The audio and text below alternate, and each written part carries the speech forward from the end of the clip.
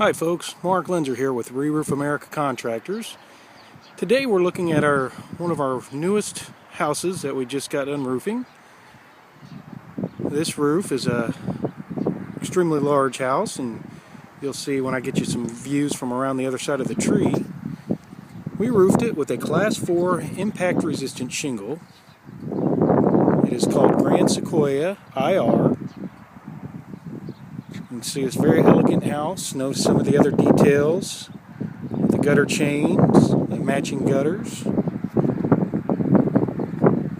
If you folks are looking for a wood shake or a heavy looking roof, this is a perfect option for you. Absolutely stunning.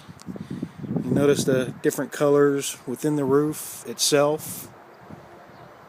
Again, it's designed to look like a heavy wood shake. Great landscaping certainly helps out, but we can't take credit for that. One of the other things I'll point out to you are these collection boxes. See this gutter here? There's a little ornamental collection box on it. How's that look? A close-up view of the roof itself. Has a specially made ridge.